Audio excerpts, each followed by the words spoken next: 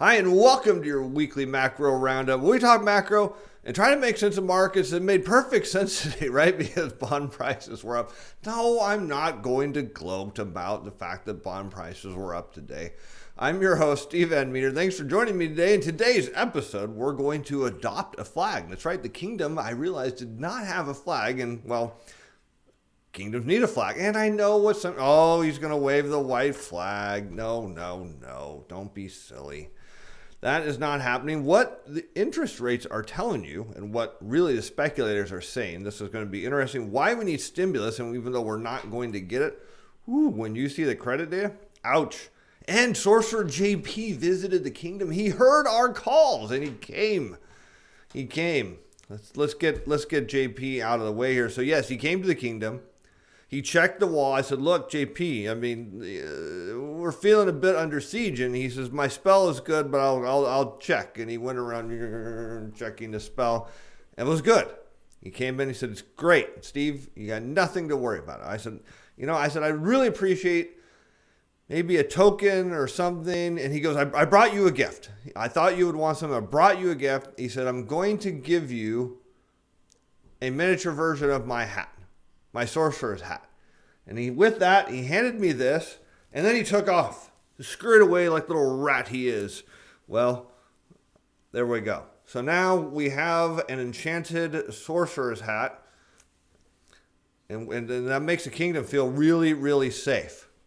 See, it's pretty cool, huh? Yeah, all right, so let's get on to what rates are telling us. So what's going on in the 30-year bond market? Well, we see the 30-year rates are at we'll just say 6.5%. Now, what does that actually mean? When you see that, what does it mean? Oh, it means inflation. Well, that's a good guess. It means rates are rising. Right. You got it. So what does it really mean? It means that speculators, because we know there's not been any lending growth, we'll look at that in a little bit. It means that speculators are pushing rates higher, right? We've seen the speculative short position. Why are they driving rates higher? Because they're front-running demand, or they're front-running the perception of demand. Because let's just say that there was a flood of demand for 30-year mortgages or 30-year paper, which is mostly mortgages and what we see here, then what would that do to interest rates if there was a flood of demand? It would cause them to go up, right? I mean, that's exactly it. And if a bunch of people come in and are borrowing money and driving rates up, and up, what does that mean for the speculators? It means they make moolah, right? They're making money because they bet on the trend before it actually happened. This thing is sliding off my head. That's what they're looking for. Now, why would they be thinking it? Because we don't see the same, deep short position on any of the other Treasury bonds. Nowhere do we see it as deep as this. Well, I'll show you why, because we saw it in the data this week. And look at building permits are up. Now, this data is not the furthest in history, but you can see that there's a lot of building permits, and what that means there's got to be a lot of demand for mortgages. And then you say, well, look at existing home sales. They're pretty darn close to where they were. Yeah, this guy's upset. He's upset because he can't afford a home right now. He needs the housing price markets to come down so he can buy them. But look at this. You see existing home sales. Nearly the second highest level in history. So what are speculators thinking? They are thinking that another stimulus package is going to do what? I mean, they're equating stimulus and quantitative easing to a flood of home buying. So they're thinking, okay, we're going to drive the 30-year yield up as high as we can. And when all these people go to borrow mortgages, because there's all this money printing, right? Even though we know it's just reserve assets inside the walls of the kingdom that nobody really wants and aren't really worth anything, but everyone thinks they're worth something, it's going to drive yields higher. And so you can look then at the purchase applications. This is the MBA purchase applications. You see, going all the way back from 1991, the purchase applications for home is the second highest in history. Maybe this is the beginning of a surge higher here, like we saw in the 2000s. Could be. How about refinances? Well, they're pretty high too. Not quite the second highest in history, but they're up there. So people are borrow lots of money. And the speculators believe that that should drive yields higher. And they want to profit on it. Well, the question is, are they right or wrong? So far, they're pretty wrong about that. So as far as adopting the flag, you're going to love the flag. We're going to dig deep in that. We'll do that toward the end. Let's first take a look at the most important data of the week, Friday, the H.8. What's going on in the lending market? So, now we know what the motivation of the speculators is, right? They think there's going to be all this demand for 30-year loans that are going to drive yields up. Now, what is actually going on in the banks? Because what should we see if there is a demand for loans? What should we see in the lending data, right? We should see it going up. Exactly. So if it's going down, what does that tell us? Problem. So let's go take a look. So here is the assets and liabilities of all commercial banks. And looking at the week ending October 14th, if we look at just total bank credit, and what is total bank credit? Well, it's everything here. I'm sorry, it's not everything here. It's the securities, it is. It's securities and bank credit and loans and leases at all commercial banks added together. What is it telling us? Well, it rose by $1 billion. It's telling us that banks are not expanding. So last week, in fact, we can go back and look where the peak is at $14,920 billion and see that banks are shrinking. They are shrinking. Look at Treasury and agency securities, up $24 billion. Sorry about that. Mortgage-backed securities up $20 billion. And look at U.S. Treasuries, and you say, well, they're only up $2 billion. You're right, they're only up $2 billion, even though the Fed is buying $20 billion a week that the banks have to source to feed the Fed. So they bought $2 billion on top of that. Now, what else does that tell you about the demand for U.S. Treasury securities right now? They're strong. It tells you demand for Treasury securities is strong. How about loans and leases at all commercial banks? Down $23 billion. Commercial and industrial loans down $14 billion. This one is the shocker. Residential real estate down $11 billion. So the market, the speculators are telling us there is a demand for real estate. It's going to lead to higher yields, and yet credit in the residential real estate market is contracting. How about commercial real estate loans? Finally, that actually went down $2 billion. Hasn't really changed much. Consumer loans up, hardly any at all. Or consumer loans, there he goes, up effectively flat. Haven't changed at all. So no demand in the consumer space either. Let's flip over to the PowerPoints. Walk through the data here. So I want you to understand that people are betting, speculators are betting on something that is not going to happen. Well, the probability suggests it's not. How about the money supply? 12-month rate of change up slightly, 24.33%. 6-month rate of change is falling to 10%. And the 3-month rate of change is rising slightly. There was not much of a change in the money supply. How about real estate loan growth? The growth rate is down to 2.52% from a year ago. You have record low interest rates, and you can't get lending growth. That should tell you there is a problem. And why are we seeing all of a sudden, the lending, the credit in the data start to fall in residential real estate? Could it be that people are back making payments again? And keep that in mind, in March, all those who are on a 12-month deferral, that's the first month those loans come out of deferral unless there is an extension on that. So next March, April, May, June, so forth, all those people are back making mortgage payments. 7% of government-insured mortgages, I believe the number I heard today, are in deferment on that 12-month schedule.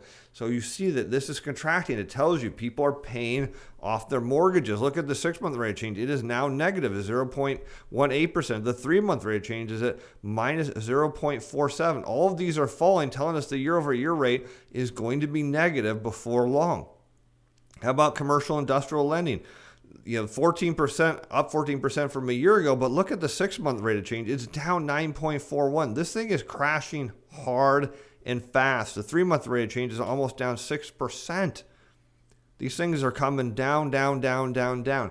This is telling you there is a problem in the credit markets. How about loans and leases and bank credit? Now we're going to bring everything together, all the stuff on the H.8, and the growth rate is down to 4.88%. The 3-month rate of change, big drop down to minus 3.43. 3-month rate of change down to 1.82. There is a problem in the lending market.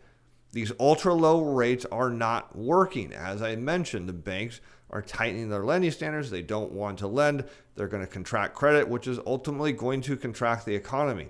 How about consumer loans? Looking at credit cards, they've taken a dip down 10.23% from a year ago. You want to look for a V-shaped recovery? You want to find out if people are borrowing and spending? Well, they're not here. They say, well, the retail sales was up, right? But the retail sales doesn't cover everything. And clearly people aren't charging. And if they are, they're paying it off. That's kind of anti-American. Who does that? Right? I mean, so what you're seeing here are problems in the credit markets. These are problems that lead to bigger problems. So why is it so important we get stimulus?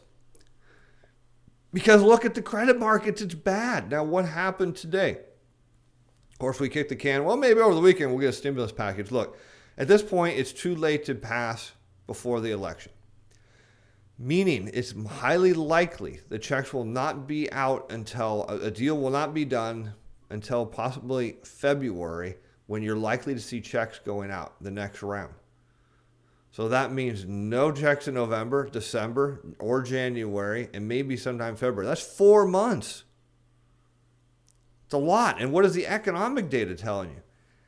Yeah, it's not that good. It's telling you the economy is flatlining, is stalling out. Now, one of the things I want to look at is initial jobless claims, because I said, hey, if there's a 9 in that number, that tells you there's a big problem. And there was a 7, of course, people jumped in. Oh, hey, it's 7. The economy is getting better. Seriously, we're running an average of 800,000 new claims a week. Multiplied by 4, that's 3.2 million Americans filing unemployment claims per month. And that's good.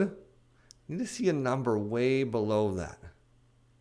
Now, the total unemployment is somewhere around 23 point some million, maybe a little less if we get all the fraud off the number. That is a substantial number of people receiving unemployment claims.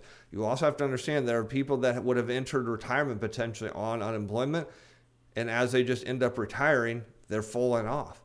A 787 number is an improvement over 8, but the average is running still solidly at 800,000 jobs. That's not the answer. Let's go look at the manufacturing data. And we're getting some preliminary data this week, and which is really interesting. So we've got Japan. Now, what's going on in Japan? The manufacturing PMI, still slight contraction. Services PMI, slight contraction from the month before. So what does it tell us? It tells us that Japan is struggling. Now let's move into, say, the Eurozone. Let's just go straight to the broad Eurozone. Manufacturing PMI, slight expansion. Now you say, well, that's good. Yeah, let's go take a look and see what's going on in the Eurozone. We have a contraction back in May, a second contraction in June, a slight contraction in July, slight expansion, so negating the prior month in August. In September, a very slight expansion, so almost no change. And now we have a better than slight expansion, meaning this thing is not even recovered, not even close to recovered from the pandemic lows. It's just barely starting to get out of that. Same with the services PMI. If you look at the Eurozone, it contracted. So you had manufacturing expansion, services contraction. The overall is not good. I mean, look at this. The overall Eurozone economy is obliterated in May. Massive contraction in June. Another slight contraction in July. And a slight, better than, say a little, maybe slightly better than slight expansion in August, negated the prior month. And then virtually no change in September and no change right now. So if you look at the economy in Europe, it's in bad shape. It's in really bad shape. How about the U.S.? We have preliminary manufacturing PMI. That's why these PMIs are important, and most people misread them. Of course, big friend of the show, Chris Dark, did a big update on that on Twitter some time ago, and I'm pretty sure he did a podcast on it. Look at the U.S. Again, obliteration in May. Big contraction in June. No change in July. Virtually no change in August. Slight expansion in September. Slight expansion preliminary in October. What does it tell you about the U.S. manufacturing sector? It's in bad shape. How about the services sector? Well, maybe that's better. No, probably not. Absolute obliteration in May. Big contraction in June. Contraction in July. No change in August.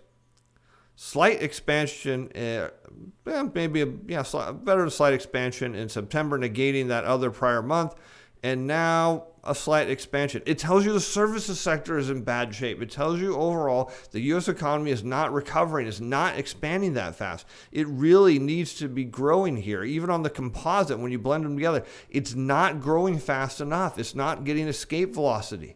It's stalling. The airplane is stalling. And that is the problem with the economy right now, is everyone is bowled up about inflation expectations. Everyone's bowled up about stimulus, and the economy is stalling out. It's not in good shape. All right, now let's go look at our flag. You're going to love this. This is our flag. And yes, the red squiggly line that I drew in is absolutely critical. And this is the 30-year leverage fund and speculative non-commercial net futures shorts. These are bets against the bond market. For those of you new to the show, these are people that are betting on higher interest rates and lower bond prices. This is a 4 standard deviation event, not even close, but the largest by a mile. You can see, prior back in the great financial crisis, this is the largest short position in the history of the U.S. Treasury market. So why is this our flag? Because if that chart, let's just pretend it was tech stocks or crude oil, maybe gold. Oh, I'll go there. Bitcoin.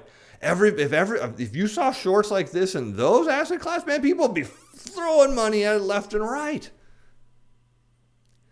But because it's bonds, they go, oh, yeah, that's great. I think I'll short that too. They don't get it. Now, I'm going to prove to you. See, some of you think, oh, well, your thesis is busted. Again, we've heard this again. We keep hearing this over and over. Oh, you change your view, Steve. You're totally wrong. Again. Look, my thesis has 3 phases. I guess a hat has 3 corners. But anyways, each phase is 3 to 5 years in length. So go back and look where my bond thesis would have started. And you see, I've been saying it's close to the end. So go back 3 to 5 years ago and you'll get an idea. It's toward the end. But let me show you why this flag, or this graph is our flag. So here we have, this red line is where the speculators are net short.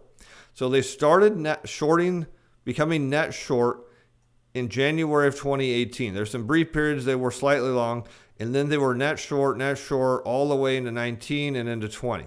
Now, going back to 2017, they were still net short more than half the year and closed out the year long. Let's go look at the markets and see what actually happened with all these people, remember, selling high-powered futures and option contracts. Let's go look. So here we have the 30-year Treasury yield. We'll go back to 2017. January 2017. Remember, they were net short. It was 3.175, 1.8%. By the end of the year, they were long. It had gone down around 2.8%. It went, and here it is, in January, when they began their big net short position. Yields were at, down here, we'll just say around 2.9%. They went up, and now they're at 1.65. So the largest net short position, the largest selling spree in the history of the U.S. Treasury bond market on the 30-year led to interest rates going down. Now, you can tell me how it is the kingdom's walls are even beginning to buckle. They're not even dented. They're not even a scratch. You see how strong the kingdom is? should not make sense to people. It should not make sense at all, because how is it possible that there's been all this selling of bonds and yet interest rates are lower? Well, we'll see. What does that mean for bond prices? Glad you asked. Let's go pull up, say, TLT, the long bond, right? And let's go back here to January 2017. And here they were net short. By the end of the year, January of 18, they were net long. And then they went net short starting right here. Net short, net short, net short, net short, net short. Hey, bond prices rallied. Yields fell against the largest speculative short position in the history of the 30-year bond. So somehow all these speculators, that some of you believe are actually right and on the right side of the trade, and on the wrong side of the trade, they're losing money on these trades, and they believe they're going to make so much money on it. They've doubled and tripled and quadrupled down. Do you want to know why the banks are taking the opposite end of that trade? They're making money. Remember, the Fed didn't start doing quantitative easing again until October of 19, right? Somewhere right in here, they started doing QE again. So this rally was not due to QE. This rally helped. So you've all the speculative short position, all of that. And yet, you still can't get higher interest rates. You have a 4 standard deviation event and you close the week out at 1.65% on the 30-year. When this shorts unravel, right, and these sellers have to become buyers, you tell me where bond prices are going to be. You guess. Are they going to be higher or lower? I'll help you out. It's pretty obvious. That's why when Fed Chair Sorcerer JP came and visited us today to tell you to like and subscribe and give me his hat, he said, man, look at the big picture. We're winning. I'm Steven Van Metre. I'll see you Sunday for the chart show. And then Monday, back to the macro. Bye now. The content of this video is provided educational information only. It's not intended to provide investment or other advice. It shows not to be construed as recognition or solicitation by selling security, finance, program, or participate in any particular trading strategy. This video was prepared by Steven Van Metre, personal capacity, business expressive video that I do not affect the view of Atlas Financial Advisors Inc. or Steven Van Metre Financial.